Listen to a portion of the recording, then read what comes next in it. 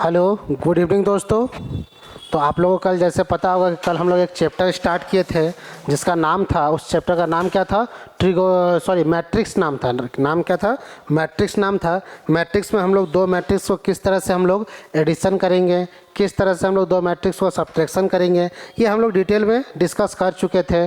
और मैट्रिक्स का ऑर्डर निकालने के लिए भी हम लोग सीख चुके थे कि मैट्रिक्स का ऑर्डर किस तरह से निकालेंगे। m/n ऑर्डर हम लोग सीख चुके थे।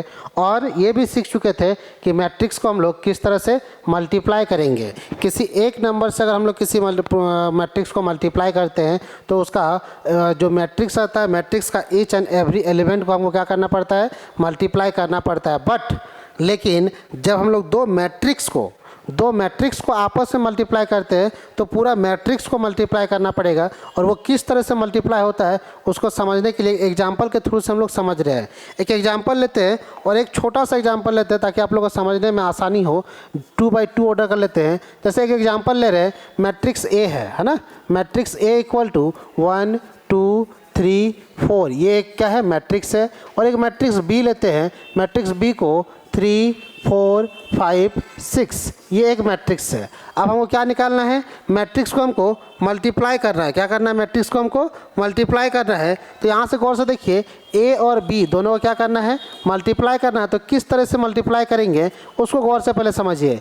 इस 1 को इस रो को कॉलम के साथ करेंगे, है ना। R1 को सबसे पहले किसके साथ करेंगे? C1 के साथ करेंगे। तो 1 को 3 के साथ, तो 1 × 3 और बीच में प्लस का साइन लगाएंगे। इसको ब्रैकेट भी हम लोग डाल देते हैं।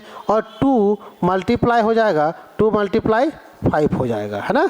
ये हो गया, एक मेरा हो गया। सेकेंड का अगर हम लोग बात करेंगे तो सेकेंड में क्या करेंगे? तो गौर से आप लोग देखिए, सेकेंड में अब ये इसी रो को कॉलम 2 के साथ करेंगे। तो 1 को मल्टीप्लाई करेंगे 4 के साथ, प्लस का साइन लगाएंगे और 2 को मल्टीप्लाई करेंगे 6 के साथ। तो ये क्या हो जाएगा? 2 × 6 हो जाएगा, है ना। अब फिर इसी तरह से R2 को करेंगे सबसे पहले कॉलम 1 के साथ, फिर कॉलम 2 के साथ। तो 3 को मल्टीप्लाई करेंगे 3 के साथ, मतलब 3 × 3, ब्रैकेट क्लोज कर देते हैं, प्लस 4 × 5, 4 × 5। नेक्स्ट करेंगे 3 × 4, 3 × 4 प्लस 4 × 6, 4 × 6। इसको भी ब्रैकेट क्लोज कर देते हैं। यहाँ से इसको अब सॉल्व करेंगे। नेक्स्ट अगर हम लोग बात करें तो नेक्स्ट क्या हो जाएगा? तो नेक्स्ट हो जाएगा AB। नेक्स्ट क्या होगा? AB इज इक्वल टू क्या होगा? गौर से देखिए क्या होगा? 1 × 3, 3 प्लस का 10, और ये क्या हो जाएगा? 4 प्लस का 12, और ये हो जाएगा 9 प्लस का 20, ये हो जाएगा 12 प्लस का 24। अब इसको मैट्रिक्स को हम लोग बंद कर देते हैं। और AB इक्वल टू अब नेक्स्ट क्या होगा? तो नेक्स्ट हो जाएगा ये 13 हो जाएगा, ये कितना होगा? ये 16 हो जाएगा, ये 29 हो जाएगा, और ये कितना होगा? ये 36 हो जाएगा। इस तरह से हम क्या कर सकते हैं? कोई भी दो मैट्रिक्स को हम लोग आपस में मल्टीप्लाई कर सकते हैं। जैसे यहाँ पे देखिए एग्जाम्पल के थ्रू से भी हम लोग समझाने की कोशिश करेंगे कि आखिर मैट्रिक्स को हम लोग मल्टीप्लाई किस तरह से करेंगे। और कल ही हम बताए थे कि मैट्रिक्स को मल्टीप्लाई करने के लिए क्या करते हैं हम सबसे पहले? तो मैट्रिक्स को मल्टीप्लाई करने के लिए गौर से अगर आप लोग देखिएगा तो हम बताए थे m/n, फर्स्ट मैट्रिक्स का ऑर्डर m/n, दूसरे का क्या होना चाहिए? ये n/m होना चाहिए, है ना। दैट मीन्स अगर ये m और m क्या होना चाहिए? सेम होना चाहिए। n/p ले लेते हैं, m/p, तो इसका मैट्रिक्स क्या होगा? m/p हो जाएगा। जैसे 2/3, तो 3/2 होना चाहिए। 2 के जगह पे 4 भी हो सकता है, इसके जगह पे 5 भी हो सकता है। दैट मीन्स ये मेरा सेम होना चाहिए, तभी क्या होगा? मल्टीप्लिकेशन हो पाएगा, है ना। या तभी क्या हो पाएगा? मल्टीप्लिकेशन हो पाएगा। इसी के लिए हम लोग एक एग्जांपल के थ्रू से उसको समझने की कोशिश करेंगे। गौर से देखिए क्या है, एक मैट्रिक्स दिया हुआ है जिसका ऑर्डर क्या है? 3/3 मैट्रिक्स का है। इसका ये क्या है? R1 है, ये क्या है? R2 है ना। ये क्या है? R2 है, और ये क्या है? C1 है, ये क्या है? C2 है, ये क्या है? C3 है। तो अगर हम लोग इसका मैट्रिक्स को हम लोग देखेंगे तो इसमें मैट्रिक्स कितना बाई कितना का है? तो इसमें मैट्रिक्स से मेरा 3/3 ऑर्डर का मैट्रिक्स है। गौर से देखिए कितना बाई कितना ऑर्डर का मैट्रिक्स है? ये 3/3 ऑर्डर का मैट्रिक्स है। दैट मीन्स हम लोग यहाँ पे लिख सकते हैं ये 3/, ये कितने बाई कितने ऑर्डर का है? 3/3 ऑर्डर का है और ये कितना 1 2 3 मतलब 3/2 का है। कितना का है 3/2 का है ना। इसको गौर से आप लोग देखिए 3/2 का है। दैट मीन्स 3/3 और ये 3/2 ये दोनों मैच कर गया, मतलब ये जो मैट्रिक्स मेरा बनेगा 3/2 ऑर्डर का बनेगा। इसको हम लोग मल्टीप्लाई किस तरह से करेंगे इसको गौर से देखिए। तो ये क्या है, तो इसको हम लोग मल्टीप्लाई करने के लिए सबसे पहले सीखते हैं। तो मल्टीप्लाई हम लोग किस तरह से करेंगे, है ना। मल्टीप्लाई हम लोग इसको किस तरीके से करेंगे, ठीक है। चलिए देखिए, तो यहाँ से क्या कह रहा है, गौर से देखिए। ये हमको दिया हुआ है, इसको हम लोग को क्या करना है मल्टीप्लाई करना है। तो ये R1 को सबसे पहले करेंगे कॉलम 1 के साथ। तो इस 1 को 3 के साथ मल्टीप्लाई करेंगे तो 3, 2 को करेंगे किसके साथ, 2 को करेंगे -1 के साथ। तो -2 और ये -1 प्लस का बीच में साइन लगाएंगे। इस 0 को करेंगे -3 के साथ। फिर हम लोग क्या करेंगे R2 को हम लोग C2 के साथ करेंगे। तो ये क्या हो जाएगा 1 को मल्टीप्लाई करेंगे 0 के साथ तो 1 × 0 बीच में प्लस का साइन। -2 को मल्टीप्लाई करेंगे 2 के साथ -2 -2 हो जाएगा। अब ये 0 को मल्टीप्लाई करेंगे 4 के साथ तो 0 × 4। या फिर क्या करेंगे ये R1 को दोनों के साथ कर दिए, R1 को कॉलम 1 के साथ भी कर दिए और R2 को कॉलम 2 के साथ भी अगर कर दिए।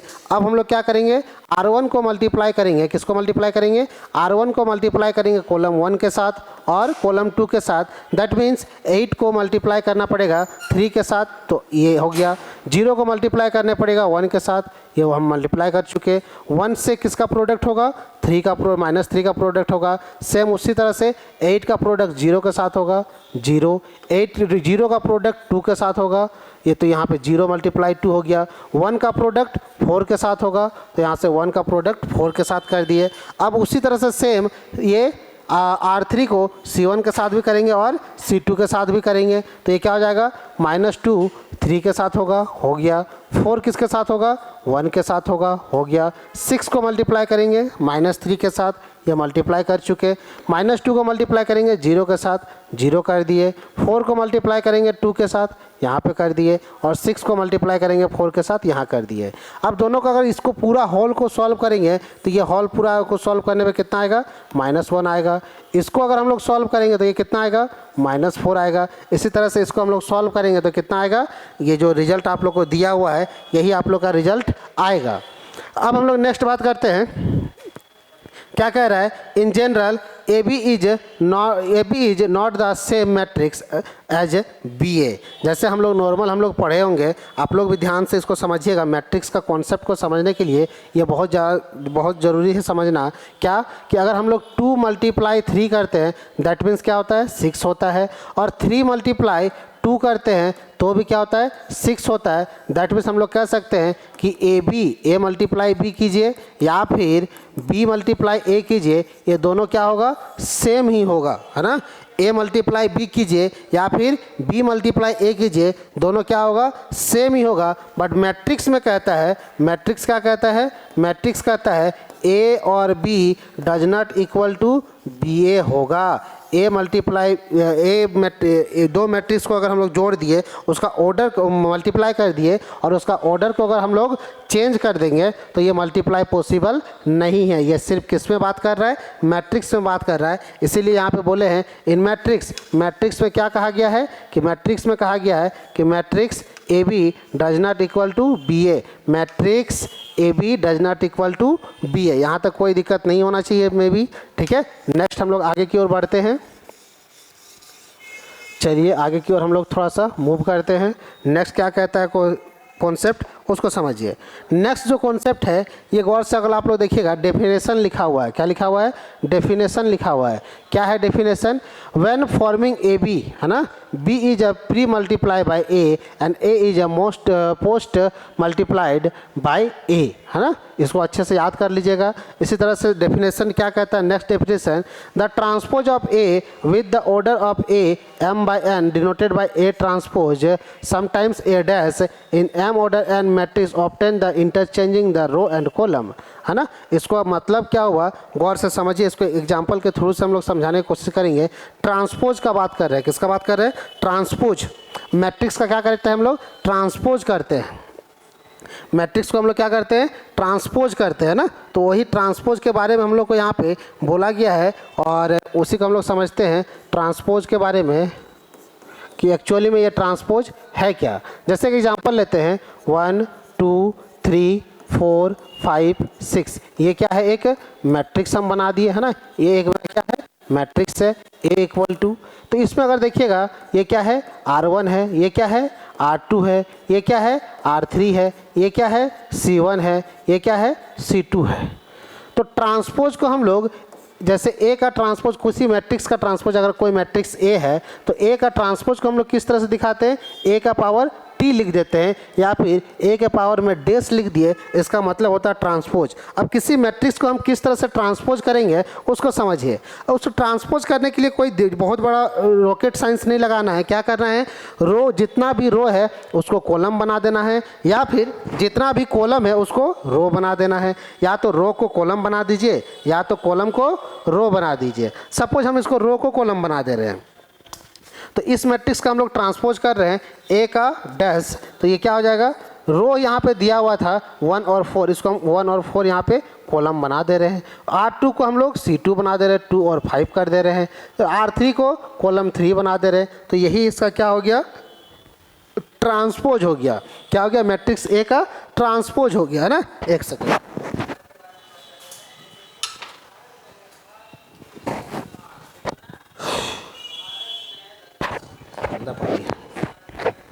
ए का क्या हो गया, ट्रांसपोज हो गया।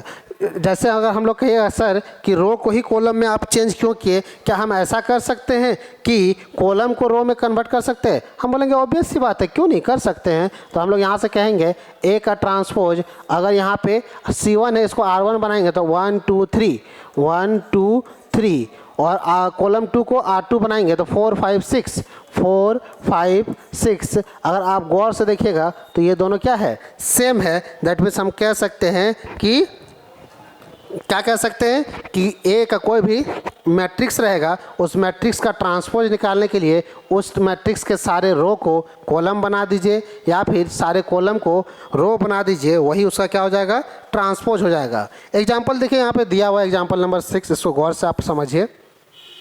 क्या कह रहा है, find the matrix of P, transpose of P, find the transpose of P. P एक मैट्रिक्स दिया हुआ है और इसका हमको क्या करना है, ट्रांसपोज निकालना है। तो यहाँ से देखिए तो ये ट्रांसपोज अगर निकालेंगे तो ये क्या है मेरे पास, ये R1 है, ये क्या है R2 है। R1 को C1 बना दीजिए, R1 को C1 बना देना है हमको, R1 को क्या करना है, C1 बना देना है। तो गौर से अगर हम देखेंगे तो ये क्या हो जाएगा, 3 - 7 0 को 3 - 7 0 को R1 को C1 बना दिए, और 0 5 9 और 46 को R2 को C2 बना दिए। तो ये मेरा क्या हो गया, ट्रांसपोज हो गया। क्या हो गया, ये मेरा ट्रांसपोज हो गया। फिर से एक बार समझिए, फिर से क्या कहता है क्वेश्चन कि ये मेरे पास क्या है, R1 है, ये क्या है R2 है। तो R1 को हम लोग क्या किए, R1 को C1 बना दिए, R2 को हम क्या किए, C2 बना दिए R2 को, कोई दिक्कत वाली बात नहीं है। अब डेफिनेशन कह रहा है, अब यहाँ पे देखिए एक डेफिनेशन दिया हुआ है, उसको गौर से आप लोग याद करने की कोशिश कीजिएगा। डेफिनेशन क्या कह रहा है, इसको आप लोग बोर्ड की ओर ध्यान से आप लोग देखिए, बोर्ड की ओर आपको ध्यान से देखिएगा। तो लिखा हुआ, square matrix A can be multiplied by itself by any number of times given nth power of A, है ना। बोल रहा है किसी भी मैट्रिक्स को, स्क्वायर मैट्रिक्स को, और स्क्वायर मैट्रिक्स अभी हम आपको बताए नहीं है, अभी एक एक करके square matrix, odd matrix, even matrix, scalar matrix, हम अभी बहुत सारा मैट्रिक्स, हम लोग symmetry matrix, skew symmetry matrix, अलग अलग टाइप्स का हम लोग मैट्रिक्स अभी पढ़ेंगे। चलिए हम लोग पहले उसको पढ़ लेते हैं, फिर इस डेफिनेशन को बाद में, एक्चुअली में ये डेफिनेशन बाद में देना चाहिए बट पहले दे दिया है, कोई बात नहीं, है ना। चलिए देखिए, तो यहाँ पे क्या कह रहा है, बेसिक प्रॉपर्टी, किसका बात कर रहा है, basic property of matrix, matrix का कुछ कुछ बेसिक प्रॉपर्टीज है, उसको समझिए। तो बेसिक प्रॉपर्टीज में, बेसिक मैट्रिक्स प्रॉपर्टीज में क्या कह रहा है, a + b = b + a। That means हम कह सकते हैं, क्या कह सकते हैं कि a + b, a और b को अगर हम लोग जोड़ेंगे, ए प्लस बी और इक्वल होगा बी प्लस ए का, है ना। अगर दो मैट्रिक्स को हम जोड़ेंगे, उसको हम लोग अगर रिवर्स भी कर देंगे तो क्या होगा, सेम होगा, है ना। क्या होगा, सेम होगा। नेक्स्ट कह रहा है कि ए ब्रैकेट है ना, ये क्या है, ब्रैकेट है। ए प्लस बी को सॉल्व करें फिर सी को सॉल्व करें, या फिर ए को बाहर छोड़ के बाद में हम सी प्लस ए को सॉल्व करें, ये भी क्या होगा, सेम होगा। अब यहाँ पे कह रहा है कि ए प्लस बी कोई मैट्रिक्स है, ए और बी क्या है, कोई दो मैट्रिक्स है, ए और बी कोई दो मैट्रिक्स है, और ये दो मैट्रिक्स को अगर हम लोग के से मल्टीप्लाई करेंगे, किससे मल्टीप्लाई करेंगे, के से मल्टीप्लाई करेंगे, तो ये के जो है ए के साथ भी मल्टीप्लाई होगा और ये बी के साथ भी होगा, मतलब के ए और के बी के क्या होगा, इक्वल होगा। के ए और के बी का क्या होगा, इक्वल होगा। आप लोग इसको गौर से आप लोग कॉन्सेप्ट को समझिएगा, ताकि आप लोग को जब एक्सरसाइज बनाइएगा तो मुझे नहीं लगता है कि आप लोग अगर कॉन्सेप्ट को गौर से पढ़िएगा तो एक्सरसाइज को बनाने में कोई दिक्कत नहीं होगी। आगे क्या कहता है, आगे क्वेश्चन का आगे क्या प्रॉपर्टी कहता है, अगला प्रॉपर्टी कहता है क्या कि a प्लस बी कोई मैट्रिक्स है, उसका अगर हम लोग ट्रांसपोज निकालेंगे तो किसके इक्वल होगा, a का ट्रांसपोज और b के ट्रांसपोज के इक्वल होगा, है ना। और a का ट्रांसपोज और फिर हम उसका ट्रांसपोज कर देंगे, किसी मैट्रिक्स का ट्रांसपोज निकालेंगे, फिर उसका दोबारा ट्रांसपोज अगर हम लोग कर देंगे तो मैट्रिक्स तो आपस में वही हो जाएगा जो ऑलरेडी पहले था। यहाँ तक भी कोई दिक्कत नहीं होना चाहिए। फिर कह रहा है के ए कोई एक मैट्रिक्स है, के ए कोई मैट्रिक्स है, उसमें के से मल्टीप्लाई किया गया है, उसका अगर हम लोग ट्रांसपोज निकालेंगे तो के और ए के ट्रांसपोज के बराबर होगा, के और ए के ट्रांसपोज के बराबर होगा। एग्जाम्पल से अगर आप समझना चाहिएगा तो एग्जाम्पल देखिए यहाँ पे कैसे हम लोग कह सकते हैं कि 4 है कोई और यहाँ है 1 2 3 4, है ना, 1 2 3 4। इसको हम लोग थोड़ा सा रफ कर लेते हैं, अच्छे से लिख लेते हैं, है ना। ये क्या है, 3 4। अब इसको गौर से समझिए कि 4 का जो है, ये 4 को रहने देंगे, फिर हम लोग इसका क्या करेंगे, ट्रांसपोज करेंगे।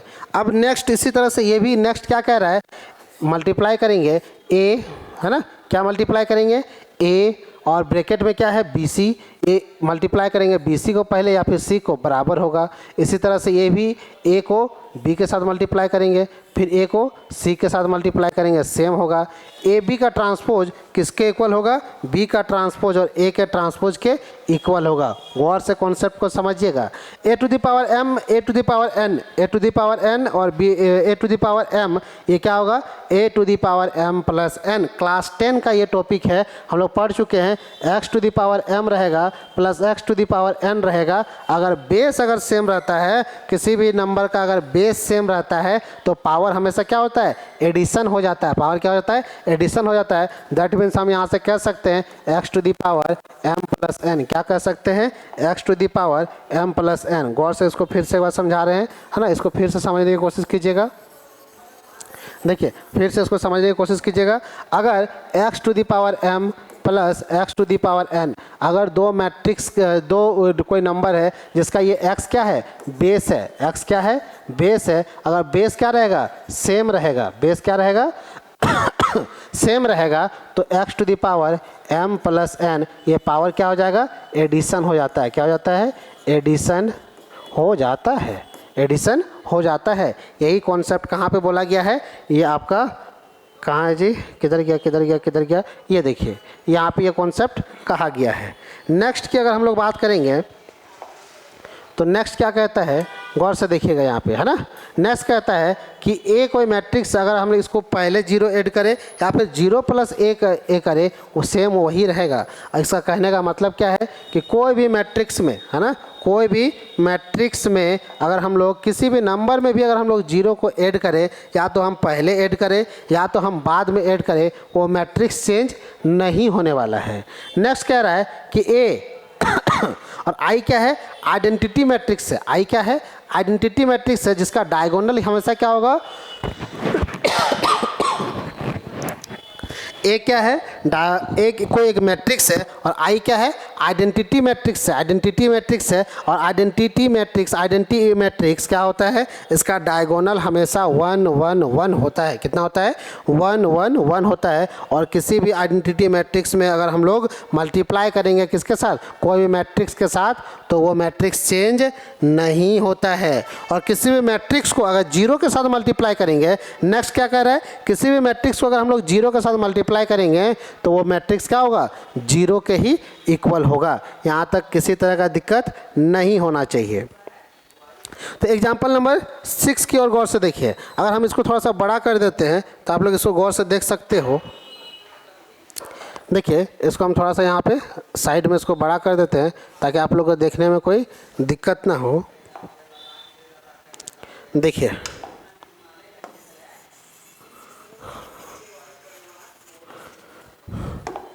गौर से देखिए क्या कह रहा है एग्जाम्पल नंबर 7। कौन सा नंबर? एग्जाम्पल नंबर 7 की बात कर रहे हैं। एग्जाम्पल नंबर 7 क्या कहता है कि फॉर द मैट्रिक्स ए कोई एक मैट्रिक्स है जो आपको दिया हुआ है इस प्रकार। बोल रहा सो दैट, है ना, रब कर लेते हैं। ये यहाँ पे क्या कर रहा है, नेक्स्ट कह रहा है so that A square equal to P A plus Q I two starting the value of the integer P N Q, hence right A Q in the G A N I H I two. इसको हम लोग गौर से अब यहाँ पे देखिए next page में ये बताया गया है ए स्क्वायर निकालना है। क्या निकालना है?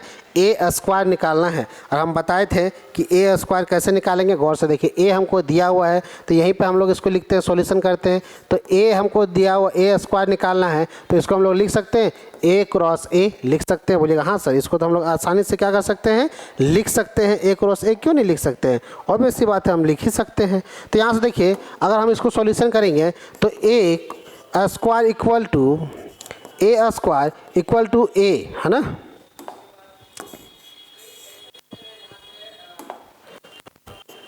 ए स्क्वायर इक्वल टू ए का जो वैल्यू है वो क्या है 2, 5, 1, 16। और एक बार लिखना पड़ेगा हमको 2, 5, 1, 16। तो इसको सॉल्व करेंगे तो ए स्क्वायर इक्वल टू क्या होगा, 2 को मल्टीप्लाई करना पड़ेगा 2 के साथ, प्लस 5 को मल्टीप्लाई करना पड़ेगा 1 के साथ, नेक्स्ट में 2 को मल्टीप्लाई करना पड़ेगा 5 के साथ, फिर 5 को मल्टीप्लाई करना पड़ेगा किसके साथ, 16 के साथ। एक सेकेंड,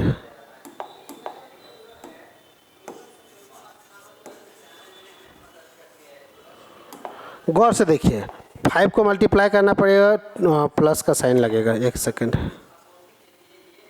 हाँ 2 को मल्टीप्लाई करना पड़ेगा 5 के साथ, 2 को मल्टीप्लाई करने का 5 के साथ, और प्लस का 5 को मल्टीप्लाई करना पड़ेगा 16 के साथ। 1 को मल्टीप्लाई करना पड़ेगा 2 के साथ, प्लस 16 को मल्टीप्लाई करना पड़ेगा 1 के साथ, 1 को मल्टीप्लाई करना पड़ेगा 5 के साथ, और 16 को मल्टीप्लाई करने का 16 के साथ मल्टीप्लाई करना पड़ेगा।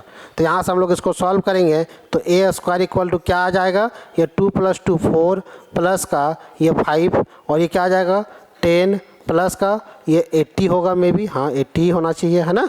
ये क्या होगा, ये 2 होगा और ये 16 हो जाएगा, ये 5 होगा और ये 16 × 16 कितना होता है जी, रफली हम लोग करके चेक कर लेते हैं। 16 × 16 क्या होगा, 36 का 6 कैरी 3, ये 96 हो जाएगा, और ये कितना होगा 16, तो ये 6 हो जाएगा, ये 5 2 5 6 होगा, कितना होगा 2 5 6। अब इसको अगर हम लोग सॉल्व करेंगे तो ये कितना हो जाएगा 9 हो जाएगा, ये कितना हो जाएगा 90 हो जाएगा, और ये कितना हो जाएगा 18 हो जाएगा। और इसको सॉल्व करेंगे, इसको 5 अगर हम लोग ऐड कर देते हैं तो ये कितना हो जाएगा 612 261, कितना हो जाएगा 261। अगर आप लोग इसको सॉल्यूशन जो किया हुआ है उसको अगर आप लोग देखना चाहोगे तो आप लोग गौर से देख सकते हो। देखिए क्या दिया हुआ है जी, 9 90 18 6 261, क्या दिया हुआ है 9 19, देखिए यहाँ पे निकाल के दिखाया गया है 9 90 18 60 261। गौर से देखिए 9 90 18 261, यहाँ तक आप लोगों को कोई दिक्कत नहीं होना चाहिए। नेक्स्ट कह रहा है पी ए और क्यू आई टू, है ना, पी और ए का वैल्यू को लिख दिया गया है जो मैट्रिक्स ए का वैल्यू दिया हुआ था, और क्यू आई का मतलब क्या होता है, आई का मतलब होता है आइडेंटिटी। क्या होता है, आइडेंटिटी का मतलब होता है डायगोनल हमेशा क्या होना चाहिए 1 होना चाहिए। देखिए 1 1 डायगोनल हमेशा क्या दिया हुआ है 1 1, और इसको छोड़ के सारा एलिमेंट्स क्या होगा 0 होगा। जैसे एग्जाम्पल के थ्रू से अगर हम समझेंगे तो 2/2 मैट्रिक्स का ये लिया हुआ है तो 1 0 0 1, देखे तो ये इसका क्या कहलाता है, डायगोनल कहलाता है। क्या कहलाता है, डायगोनल। ये क्या कहलाता है, डायगोनल कहलाता है। अगर एग्जाम्पल हम लोग लेंगे, ये 2/2 मैट्रिक्स था, अगर हम लोग 3/3 मैट्रिक्स लेंगे तो क्या होगा 1 0 0 0 1 0 और 0 0 1। हमेशा ये क्या होना चाहिए, 1 होना चाहिए, तभी ये क्या कहलाएगा, आइडेंटिटी मैट्रिक्स कहलाएगा। यहाँ तक कोई दिक्कत नहीं होना चाहिए। इसी तरह से अगर हम लोग 4/4 का लेंगे, एग्जाम्पल यहाँ देखिए 4/4 का भी आप लोग को लिख के दिखा रहे हैं, तो 4/4 क्या हो जाएगा, एग्जाम्पल 4/4 में 1 0 0 0 0 1 0 0 0 0 1 0 0 0 0 1, ये क्या हो जाएगा 4/4 मैट्रिक्स का आइडेंटिटी एलिमेंट्स होगा। देखिए इसका डायगोनल हमेशा क्या होगा, 1 होगा। इसका डायगोनल हमेशा क्या होगा, 1 होगा। इसको हम लोग एक फिगर के थ्रू से इसको हम शेप दे देते हैं आप लोग को समझ में, ताकि आप लोग को बढ़िया से आएगा, है ना। देखिए तो यहाँ से ये क्या हो गया, डायगोनल हो गया मेरा, है ना। देखिए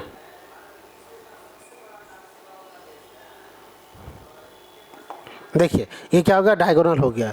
तो नेक्स्ट अगर हम लोग बात करेंगे तो ये क्या हो गया, क्यू हो गया। अगर इसी का हम लोग नेक्स्ट अगर बात करें तो P A plus Q I two, तो यहाँ से क्या करेंगे, पी को क्यू के साथ मल्टीप्लाई किए तो क्या हो गया 2p हो गया। पी को 5 के साथ किए, ये 2 को किसके साथ किए जी, एक सेकेंड, हाँ ठीक है। तो यहाँ से क्या हो गया 2p हो गया, ये q हो गया, है ना, q के साथ मल्टीप्लाई हो रहा है। तो यहाँ पे इसको शॉर्ट में बना दिया गया, हम इसको थोड़ा सा और इलैबोरेट कर देते हैं। ये क्या हो जाएगा 2p हो जाएगा, ये 5p हो जाएगा, ये p हो जाएगा और ये 16p हो जाएगा, और ये क्या हो जाएगा, ये हो जाएगा q 0 0 q हो जाएगा। जब इसको मल्टीप्लाई करेंगे यही मेरा आएगा। फिर क्या कह रहा है, इक्वेटिंग टू मैट्रिक्स गिवन, ये और ये दोनों को क्या करना है, हमको इक्वेट करना है, दोनों क्या करना है, इक्वेट करना है। तो ये भी 2/2 मैट्रिक्स का ऑर्डर है, ये भी इसका 2/2 मैट्रिक्स का ऑर्डर है। तो ये जो इक्वल होगा इस 9 के इक्वल होगा। देखिए यहाँ पे लिखा गया है 9 के इक्वल होगा, तो इक्वेट कर देंगे हम लोग आसानी से, p और q आसानी से हम लोग निकाल लेंगे। नेक्स्ट कह रहा है AQ A² तो हम लोग निकाल लिए। अब AQ निकालने के लिए कह रहा है, तो हम जानते हैं कि अगर A² निकालने के लिए कहेगा तो A × A करते हैं। तो अगर हमको AQ निकालने के लिए बोलेगा तो A का स्क्वायर मल्टीप्लाई A, या फिर A मल्टीप्लाई A हम लोग कह सकते हैं। यहाँ तक आप लोगों को किसी तरह का कोई परेशानी नहीं होना चाहिए। नेक्स्ट अगर हम लोग बात करें, एग्जाम्पल नंबर 8 दिया हुआ है। एग्जाम्पल नंबर कितना दिया हुआ है, 8 दिया हुआ। बोल रहा है सो दैट, क्या करना है आपको, शो करना है KABC का ट्रांसपोज, KABC का ट्रांसपोज। ये क्या होगा, K कोई एक नंबर है, ABC क्या है, मैट्रिक्स है। हम बताए थे कि अगर हम बताए थे क्या, KAB का ट्रांसपोज निकालने के लिए बोलेगा तो हम क्या होता है, KB का ट्रांसपोज और A का ट्रांसपोज, ये दोनों मैट्रिक्स उल्टा से स्टार्ट होता है। तो यहाँ से ABC है तो C का ट्रांसपोज, फिर B का ट्रांसपोज, फिर A के ट्रांसपोज के इक्वल होगा। यही यहाँ पे दिखाया गया है, कोई दिक्कत नहीं होना चाहिए आपको। नेक्स्ट 9 नंबर क्वेश्चन क्या कह रहा है कि calculate AB for the matrix इतना एंड इतना दिया हुआ है। इसको देखिए हम बना के भी दिखाने की कोशिश करते हैं। तो देखिए, तो यहाँ से अगर हम लोग एक A हमको दिया हुआ है, A कितना दिया हुआ है, A हमको दिया हुआ है 1 0 2 0, B हमको दिया हुआ है कितना दिया हुआ है 0 0 3 4। अब देखिए इसको हम बनाने की कोशिश करते हैं, उसके बाद आप लोग आंसर को चेक कीजिएगा। तो यहाँ से बताइए AB इक्वल टू क्या हो जाएगा, हम अभी बताए थे रो को कॉलम के साथ, तो 1 × 0 प्लस 0 × 3, फिर इसको R1 को C2 के साथ, तो 1 × 0 प्लस 0 × 4। यहाँ तक कोई दिक्कत नहीं होना चाहिए। नेक्स्ट क्या होगा, 2 × 0 प्लस 0 × 3, ये 2 × 0 प्लस 0 × 4। अगर इसको हम लोग सॉल्व करेंगे तो ये चारों क्या आ रहा है 0 0 0 0, 4 गो अंडा आ चुका है। तो देखिए आप लोग का ये एक्यूरेट आंसर आ जाएगा। देखिए 4 गो क्या हो गया, चारों 2/2 मैट्रिक्स का जो है वो 0 आ चुका है। नेक्स्ट अगर हम लोग बात करेंगे स्पेशल टाइप्स ऑफ मैट्रिक्स, है ना, स्पेशल टाइप्स ऑफ मैट्रिक्स, जिसको हम लोग कहते हैं साइमेट्रिक मैट्रिक्स और स्क्यू साइमेट्रिक मैट्रिक्स। क्या कहते हैं, साइमेट्रिक मैट्रिक्स और स्क्यू साइमेट्रिक मैट्रिक्स। तो यहाँ सबसे पहले डेफिनेशन का बात करते हैं किसका, matrix is symmetry.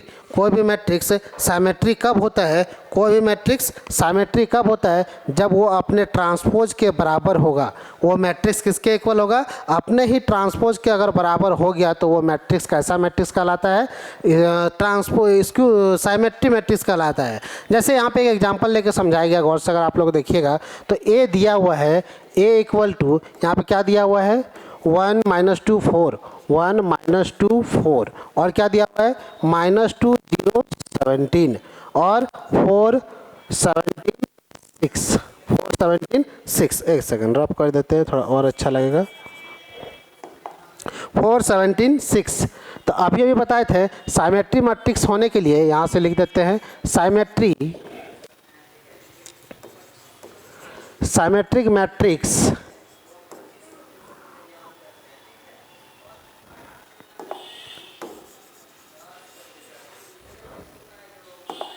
Symmetric matrix होने के लिए क्या होना चाहिए कि ए इक्वल टू ए का ट्रांसपोज होना चाहिए। ए इक्वल टू अपना ही मैट्रिक्स, अगर उसको हम ट्रांसपोज भी कर देंगे तो उसी के अगर इक्वल हो जाएगा तो वो कैसा मैट्रिक्स कहलाएगा, साइमेट्री मैट्रिक्स कहलाएगा। कैसा मैट्रिक्स कहलाएगा, साइमेट्री मैट्रिक्स कहलाएगा। तो यहाँ पे अगर हम लोग ए का ये मैट्रिक्स ए दिया हुआ है, अगर हम लोग ए का इसी ए मैट्रिक्स का हम लोग क्या करेंगे ट्रांसपोज निकालेंगे। ये क्या है R1 है, R1 को कॉलम 1 बनाते हैं तो क्या होगा 1 माइनस 2 4। ये क्या है R2 है, R2 को हम क्या बना देते हैं तो R2 को सर आप यहाँ पे R2 का बना दीजिए C2, तो क्या आ जाएगा माइनस 2 0 17। सर अब क्या कीजिए सर कि R3 को C3 बना दीजिए, R3 को C3 बना दीजिए। तो R3 क्या है 4 17 6, 4 17 6। तो आप यहाँ पे देखोगे A इक्वल टू ए का ट्रांसपोज है, ए इक्वल टू ए का ट्रांसपोज है। तो इसलिए यहाँ से इसलिए हम इसको क्या कह सकते हैं, हम लोग इसको कह सकते हैं क्या कह सकते हैं सर, इसलिए हम लोग ए is a symmetric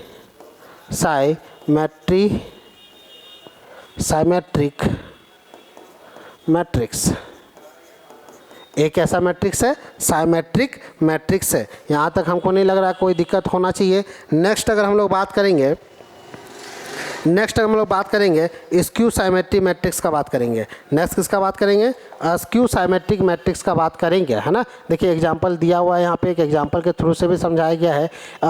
skew symmetric matrix, एक सेकंड यहाँ पे दिया हुआ है स्क्यू साइमेट्रिक मैट्रिक्स क्या होता है, गौर से देखिए डेफिनेशन को और पढ़िए। स्क्यू साइमेट्रिक मैट्रिक्स क्या होता है, a matrix is a skew symmetric matrix if, कोई भी मैट्रिक्स को स्क्यू साइमेट्रिक मैट्रिक्स कब कहेंगे, a matrix is a skew symmetric matrix, कोई भी मैट्रिक्स को स्क्यू साइमेट्रिक मैट्रिक्स कब कहेंगे, जब उसका ट्रांसपोज, किसी भी मैट्रिक्स का ट्रांसपोज अपने माइनस के इक्वल होगा। किसके इक्वल होगा, अपने माइनस के इक्वल होगा। दैट मीन्स ए का ट्रांसपोज माइनस ए के इक्वल होगा। तो वैसे मैट्रिक्स को हम लोग क्या कहेंगे, वैसे मैट्रिक्स को हम लोग कहेंगे स्क्यू साइमेट्रिक मैट्रिक्स। क्या कहेंगे, स्क्यू साइमेट्रिक मैट्रिक्स। हम लोग एक एग्जांपल के थ्रू से इसको भी हम लोग समझने की कोशिश करेंगे। देखिए यहाँ पे बोला हुआ है, इसका एग्जांपल छोड़ दीजिए मत लीजिए। यहाँ से कह रहा है द एग्जांपल ही लेते हैं। क्या कह रहा है, सो दैट, क्वेश्चन कह रहा है so that the sum of two skew symmetric matrix is a skew matrix. तो यहाँ से let us two symmetric matrix A and B. A और बी क्या है, कोई दो साइमेट्रिक मैट्रिक्स है। तो ए प्लस बी का ट्रांसपोज क्या होगा, ए का ट्रांसपोज प्लस बी के ट्रांसपोज के इक्वल होगा। और ए प्लस बी का ट्रांसपोज क्या होगा, माइनस ए और माइनस बी के इक्वल होगा। तो यहाँ से हम लोग क्या कर सकते हैं कि ए प्लस बी का ट्रांसपोज जो होगा वो माइनस ए प्लस बी के इक्वल होगा, माइनस ए प्लस बी के इक्वल होगा। यहाँ तक कोई दिक्कत नहीं होना चाहिए। अब हम लोग बात करते हैं नेक्स्ट टॉपिक की ओर, ऑर्थोगोनल मैट्रिक्स। किसका बात करेंगे, ऑर्थोगोनल मैट्रिक्स का बात करेंगे। तो ऑर्थोगोनल मैट्रिक्स क्या कहता है, अब मैट्रिक्स ए है ना इज ऑर्थोगोनल इफ, कोई भी मैट्रिक्स ऑर्थोगोनल कब कहलाएगा, इसको गौर से देखिए। तो ए का ट्रांसपोज और ए किसके बराबर होगा, आइडेंटिटी के बराबर होना चाहिए। किसके बराबर होना चाहिए, आइडेंटिटी के बराबर होना चाहिए। फिर से आप लोग देखिए क्या कह रहा है, स्क्वायर मैट्रिक्स ए, स्क्वायर मैट्रिक्स ऑर्थोगोनल मैट्रिक्स होने के लिए कैसा मैट्रिक्स होना चाहिए, स्क्वायर मैट्रिक्स होना चाहिए। और स्क्वायर मैट्रिक्स हम लोग किसको कहेंगे, 2x2 ऑर्डर का हो, 3x3 ऑर्डर का हो, 4x4 ऑर्डर का हो, 5x5 ऑर्डर का हो। अगर ऐसे मैट्रिक्स को ही हम लोग क्या कहते हैं, स्क्वायर मैट्रिक्स कहते हैं। क्या कहते हैं, स्क्वायर मैट्रिक्स उसको हम लोग कहते हैं, जो कि उसका नंबर ऑफ कॉलम और नंबर ऑफ रो क्या होगा, जो वैसे मैट्रिक्स जिसका नंबर ऑफ रो और नंबर ऑफ कॉलम इक्वल रहेगा, तो वैसे मैट्रिक्स को हम लोग क्या कहते हैं, स्क्वायर मैट्रिक्स कहते हैं। जैसे 2x2 ऑर्डर का हो, 3x3 ऑर्डर का हो, 4x4 ऑर्डर का हो, या फिर 6x6 ऑर्डर का हो। तो बोल रहा है कि ऑर्थोगोनल मैट्रिक्स होने के लिए सबसे पहले उसको कैसा मैट्रिक्स होना पड़ेगा, उसको सबसे पहले उसको स्क्वायर मैट्रिक्स होना पड़ेगा। और स्क्वायर मैट्रिक्स इज ऑर्थोगोनल कब होगा, जब ए का ट्रांसपोज और मल्टीप्लाई कर देंगे ए के साथ, तो वो कैसा आना चाहिए, आइडेंटिटी आना चाहिए, मतलब उसका डायगोनल में हमेशा 1 1 1 होना चाहिए। उसका डायगोनल में क्या होना चाहिए, 1 1 1 होना चाहिए। जितना बाय जितना ऑर्डर का रहेगा, अगर 2x2 का रहेगा तो क्या होगा, 1 0 0 1 हो जाएगा। 3x3 का रहेगा तो 1 0 0 0, और नीचे क्या होगा, R2 में 0 1 0, R3 में क्या होगा 0 0 1। जैसा जितना बाय जितना ऑर्डर का रहेगा उसी हिसाब से हम क्या करेंगे, उसको निकाल लेंगे। एग्जाम्पल कह रहा है, क्या कह रहा है, एग्जाम्पल नंबर 12 कह रहा है, सो दैट आर दिया हुआ cos theta sine theta minus sine theta cos theta is a orthogonal matrix. क्या है, ऑर्थोगोनल मैट्रिक्स। तो हम सबसे क्या पहले क्या निकालेंगे, आर का ट्रांसपोज और आर के साथ अगर मल्टीप्लाई कर देंगे, देखिए आर का सबसे पहले ट्रांसपोज निकाल दिए, फिर उसी आर के साथ मल्टीप्लाई कर दिए, और ये दोनों को जब मल्टीप्लाई करेंगे तो ये क्या आ गया, 1 0 0 1 आया। क्या आया, 1 0 0 1 आया। तो यहाँ पे ये कैसा मैट्रिक्स है, आइडेंटिटी मैट्रिक्स है। इसका डायगोनल कितना हुआ, 1 0 0 1 हो गया। तो ये कैसा मैट्रिक्स है, आइडेंटिटी मैट्रिक्स है। तो ऐसे मैट्रिक्स को हम लोग क्या कहेंगे, ऑर्थोगोनल मैट्रिक्स कहेंगे। क्या कहेंगे, which this types of matrix are called orthogonal matrix. Next क्या कहता है, डिटर्मिनेंट। एक नया टॉपिक है जिसको हम लोग कहते हैं डिटर्मिनेंट, और मैट्रिक्स के चैप्टर में डिटर्मिनेंट घुसा देना हमें नहीं लगता कि सही रहेगा। तो मैट्रिक्स का जितना कॉन्सेप्ट था लगभग ख़त्म हो चुके हैं। अब कल हम लोग डिटर्मिनेंट के बारे में एक एक कॉन्सेप्ट को समझेंगे। आज के लिए इतना ही। जय हिंद, जय